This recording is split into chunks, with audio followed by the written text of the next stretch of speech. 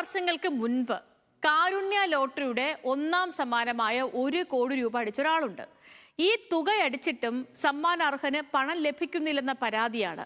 കോഴിക്കോട് എലത്തൂർ സ്വദേശി കോയയാണ് കഴിഞ്ഞ 10 വർഷമായി സമ്മാനത്തുക ലഭിക്കാൻ സർക്കാർ ഓഫീസുകൾ കയറിയിറങ്ങുന്നത്. ഒന്നാം സമ്മാനം അടിച്ച ടിക്കറ്റിലെ ചെറിയ കീറലാണ് ഈ നിയമക്കുരുക്കുകൾക്കുള്ള കാരണം.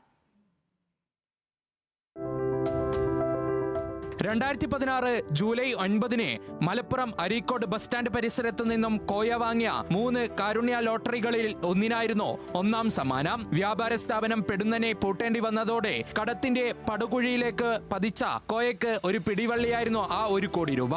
ലക്ഷക്കണക്കിന് രൂപയുടെ കടം വീട്ടാമെന്ന പ്രതീക്ഷയിൽ സമ്മാനാർഹമായ ലോട്ടറിയുമായി അധികൃതരെ ബന്ധപ്പെട്ടപ്പോൾ സംഭവിച്ചത് ഇതാണ്. ലോട്ടറി ഓഫീസിൽ ഞാൻ കൊടുത്ത് റെസീറ്റ് ചോദിച്ചപ്പോൾ ഡയറക്റ്റ് ലീവാന്ന് പറഞ്ഞു, 2 മാസം കഴിഞ്ഞേ വരുള്ളൂ, നിങ്ങൾ കാര്യം ചെയ്യും, ടിക്കറ്റ് കൊണ്ടുപോയിക്കോളി പറഞ്ഞപ്പോൾ ഞാൻ അത് കൊണ്ടുപോയിട്ട് എനിക്ക് കാര്യമില്ല, എന്നോട് നഷ്ടപ്പെട്ടു, നിങ്ങൾ വാങ്ങിച്ചോളിയാണ്. സെക്ഷനിൽ തപാലിൽ അവിടെ ഏൽപ്പിച്ച് പോകുന്നതാ. പിന്നെ അന്വേഷണമൊക്കെ നടത്തിയപ്പോൾ ഞാൻ അവിടെ വന്നതൊക്കെ വീഡിയോയിൽ കണ്ട്, വെറുതെ നമ്മൾ ലോട്ടറി ഓഫീസിൽ പോലില്ലോ. അങ്ങനെ പിന്നെ ബലി എല്ലാം കൂടി കിട്ടിയില്ല, അങ്ങനെ ഒക്കെ പറഞ്ഞെല്ലാം കൂടി എന്നെ വല്ലാതെ ഒരു വേദനിപ്പിക്കലെത്തി. ഇപ്പോൾ സർക്കാർ പണിയുള്ള അതും പോയി, എല്ലാം പോയിട്ടും 72 വയസ്സുമായി.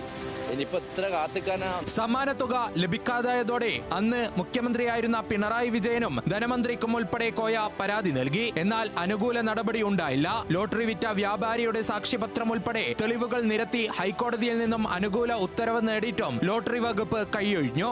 ടാക്സിൽ ഇവര് പൈസ അടച്ചില്ല, ടാക്സിലാണ് കൊടുക്കുക അങ്ങനത്തെ കേസൊക്കെ. പിന്നെ ഉള്ളത് ട്രഷറിയിൽ, അതും കൊടുത്തില്ല. പിന്നെ പൈസ അടച്ച ലോട്ടറി ഓഫീസിന്റെ ഒരു ബെൻഡിങ്ങിലാന്നാ പറയുന്നത്. ആരെല്ലാന്നുള്ളത് പിന്നെ ഒരു പറഞ്ഞു തന്നില്ല. ഈ ലോട്ടറി ഓഫീസിൽ സെക്ഷനിലുള്ളവരും വിലക്കെ ഒരു കെട്ടാണല്ലോ, ഓലെ പറഞ്ഞിട്ട് കാര്യമല്ലോ, ഓലെന്ത് ചെയ്യും? ഇങ്ങനെ ഞാൻ ഇതിൻ്റെ വൈത്താലം നടന്നിപ്പോൾ എല്ലാം കൂടി 7 ലക്ഷം ഉറുപ്പിയോളം ഇതിന് കേസിൽ ആയി കിടക്കുക. ഇതൊക്കെ നാട്ടുകാരെന്താ, നാട്ടുകാരെ നമ്മളൊരു വിശ്വാസം, ഇവിടെ ഉള്ള ആളല്ലേ.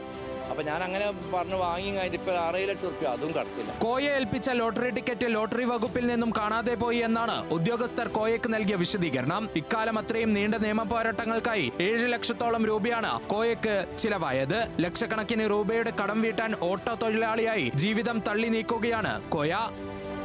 ന്യൂസ് മലയാളം, കോഴിക്കോട്.